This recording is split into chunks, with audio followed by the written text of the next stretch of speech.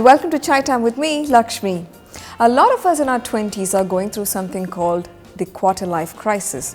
What is this quarter-life crisis and how do we deal with it?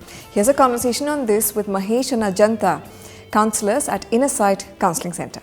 With 25-year-olds being in a position to direct their own lives, and having been directed so far in their lives to study engineering or medicine or whatever, and coming into being 23, 24, working for 3-4 years in a IT company or any of those things, and then recognizing that there are lots more that life can offer. Earlier what we would call a midlife crisis at 40, 45, feeling that you're kind of stagnating with your job. It's happening much earlier now than like 6-7 years of having worked in a regular, whatever job, corporate, medical, engineering, whatever job, and feeling the need to diversify and do something to follow their heart or follow something that they really want to do.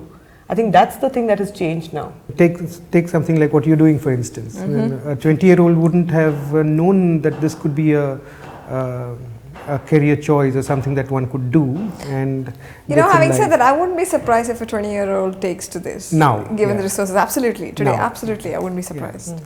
So that's the opportunity that's available now for a 20-year-old, which 15 years back, 20 years back would just not have been possible. When I think about it, the quarter-life crisis seems a rather stressful thing to go through, in your mid-20s or even early 20s, depending on how much thinking one is doing. Especially in the Indian context, where families tend to treat children as adolescents well into their 20s. And men and women live with their parents till they are 22, 23.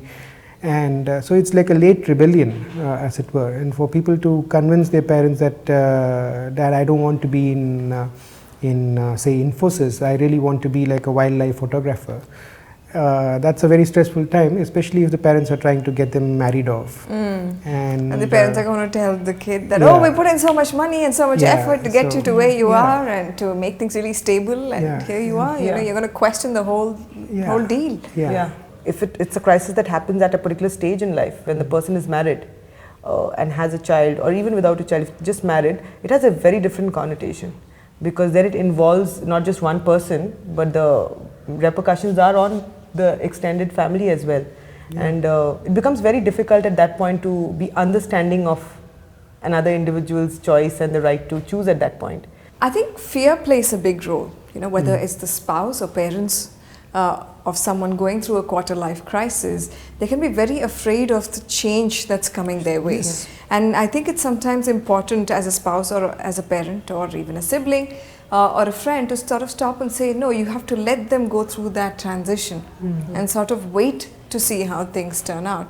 But also maybe have clarity as to how far you're willing to go, how much you're willing to tolerate, because often it's very hard to look at things that pragmatically. I think there's a sense of betrayal, a sense of being let down. Yeah, because we built this dream together. And usually it's not like something thought out. It's not like when you got married at 26, you said after 3 years, I'm going to be going through this, right? So at that point of time, you would have spoken of different dreams of building a life together in a different way. Yeah, and the danger is also that if a person gets so frustrated in that sense of responsibility and is not able to pursue what he really feels he must or she must, then that frustration becomes a deep-rooted resentment, which then can actually lead into emotional health issues for the future.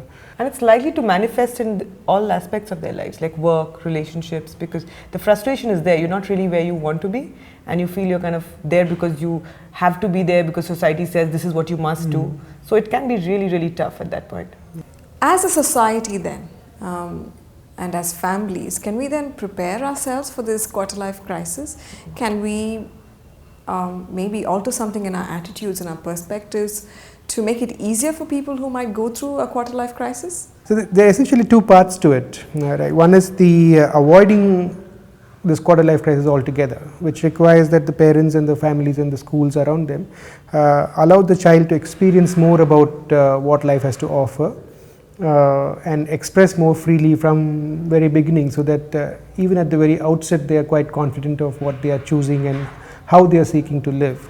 The second part is that inevitably, if there is still someone who goes through this crisis, Then for families and for the society at large, whoever loves them, who is in their life, to recognize that this is a person that is important to them, that this is a person who is going through some difficulty, and this is a person who needs their compassion and their support. And to look out for support. Yeah. Yeah, that's the other thing. You know, not just support from family and friends, but also counselors like you guys, Yeah. because there's something very important an outside perspective can bring in, which sometimes everyone who's involved in the situation cannot really. You're too close to the situation. Yeah. Yeah, and then they get caught up in what they want from each other, and the degree of emotional context that's there, the history that's there. It's difficult to even have a conversation. So in those cases, counseling, both as individuals or as family counseling, makes a big difference. There you go. Awareness, introspection, support. 3 things to bear in mind if you think you're going through a quarter life crisis. Thank you for joining me on this episode.